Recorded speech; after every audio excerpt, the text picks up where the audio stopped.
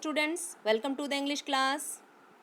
Students, today we are going to start a new chapter of English grammar. This is chapter number 21, Comprehension Passage. So let's start. Take out page number 84. First of all, I am going to read this poem.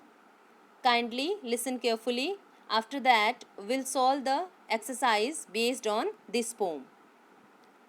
I saw a ship a-sailing on the sea, and it was deeply laden with pretty things for me. मैंने एक जहाज को समुद्र में तैरते हुए देखा जो कि पूरी तरह से सामान से सुंदर सुंदर चीज़ों से भरा हुआ था जो मेरे लिए थी. There were chocolates in the cabin and apples in the hold. The sails were made of satin and the masts were made of gold. वहाँ कैबिन में चॉकलेट्स और एप्पल्स थे और जो जहाज़ था उसका जो कपड़ा था वो साटन का था और ये डंडा जो था पोल वो गोल्ड का था. The 24 sailors that stood upon the decks were 24 white mice with chains around their necks. 24 sailors यानी नाविक, नाव चलाने वाले डेक्स पर खड़े थे और 24 वाइट कलर के चूहे थे जिनके गले में चैन थी. The captain was a duck with a packet on his back, and when the ship began to move, the captain said quack quack.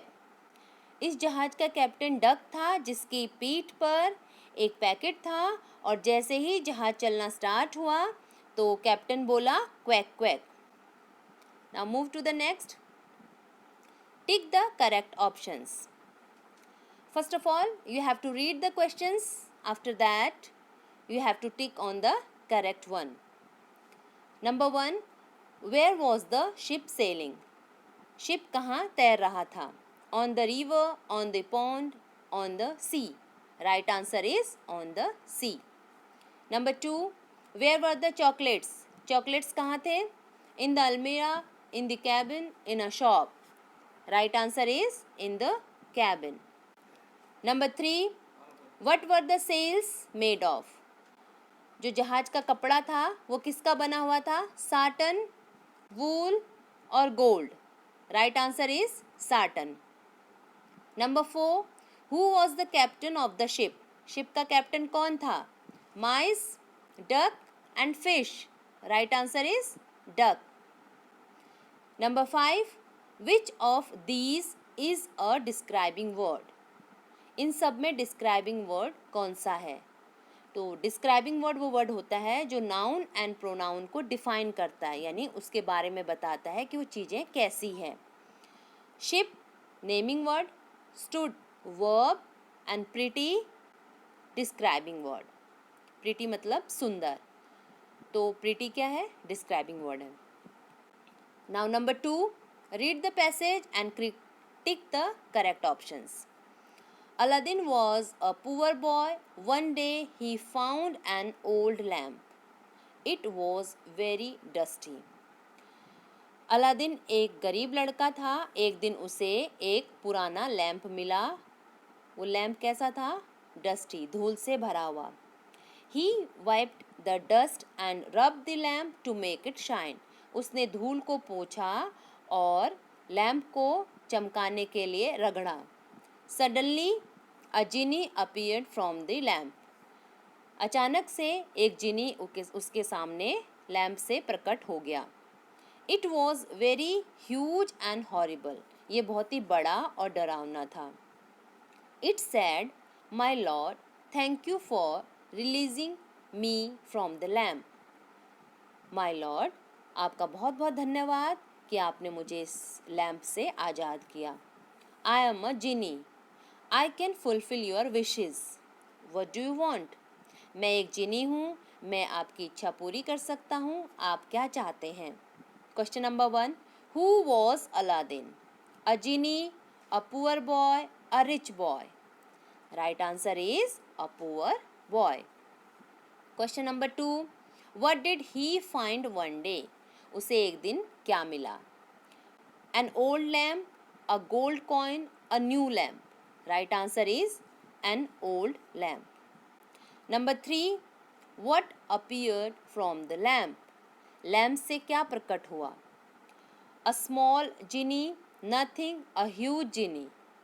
Right answer is a huge genie. These are answers. Match your answers with it. Now question number 4. Which of these is a verb? इन सब में verb कौन सा है? Verb होता है action word, यानी जिसमें कोई काम होता है. Make, lamp and what. Lamp naming word है, what क्या है? क्वेश्चन वर्ड है, and make is a verb. Make का मतलब होता है बनाना. Now question number 5. Circle the antonyms opposite of the given words. जो नीचे वर्ड दिया है उसका आपको उल्टा अर्थ वाला शब्द ढूंढना है. रिच का मतलब होता है अमीर, and the right answer is poor. Dusty, lamp, poor. Dusty का मतलब धूल से भरा, लैम्प जो जलाने वाली लैम्प होती है, एंड पुअर गरीब. So right answer is poor. Tiny, tiny का मतलब होता है छोटा. Small, horrible, huge. So right answer is huge. Huge का मतलब बड़ा. Now question number 6. Which of these is the synonym of wiped? Wiped का समान अर्थ वाला शब्द कौन सा है? Appeared, cleaned, fulfilled. वाइप्ड का मतलब होता है पोछा, यानी साफ किया. पोछा कपड़े वाला पोछा नहीं, यानी साफ किया. किसी चीज़ को साफ जब कर दिया तो उसको बोलते हैं वाइप्ड. सो इन तीनों में कौन सा होगा इसका सेम मीनिंग वाला? Cleaned. Right answer is cleaned. Now number 3. Read the information about dolphins and answer the following questions. Dolphins are small tooth whales. They have about 100 teeth, all of same size and shape and size. Dolphins छोटे छोटे दांत वाली whales हैं. उनके लगभग 100 teeth होते हैं और सारे टीथ सेम शेप और साइज के होते हैं. They look like fish and live in water, but they are not fish. वो फिश की तरह दिखते हैं, पानी में रहते हैं, पर वो फिश नहीं हैं. They are mammals. Mammals क्या होते हैं? जो अपने बेबीज़ को दूध पिलाते हैं. So डॉल्फिन क्या है? Mammals हैं. For breathing, they need to come to the surface of water. सांस लेने के लिए उन्हें पानी की सतह पर आना पड़ता है. They breathe air from a tiny hole on top of their heads called blowhole. वे अपने सर पर बने छोटे से छेद से सांस लेती है और उस छेद को क्या कहते हैं? blowhole. They are about 6 feet long. ये लगभग 6 फीट लंबे होते हैं. They are very friendly and intelligent. ये बहुत ही फ्रेंडली और इंटेलिजेंट यानी बुद्धिमान और फ्रेंडली होते हैं. फ्रेंडली मतलब जो दोस्ती का व्यवहार करते हैं, जो आसानी से घुल मिल जाते हैं. Now question number 1. How many teeth do dolphins have? तो आपको इन क्वेश्चंस का आंसर इसी में से ढूंढना है. तो डायरेक्ट आप यहाँ से ढूंढिए. They have about 100 teeth. Number 2. Are they fish और mammals? Right answer is they are mammals. Number 3. Why do they come to the surface of water? आप ऐसे भी लिख सकते हैं they come to the surface of water for breathing, और ये ऐसे भी लिख सकते हैं for breathing they need to come to the surface of water. Number 4. What is the length of dolphins? They are about 6 feet long.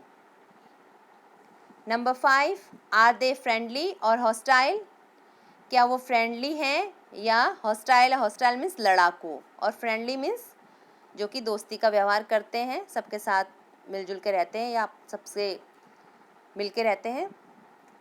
So the answer is they are very friendly. Now question number 6.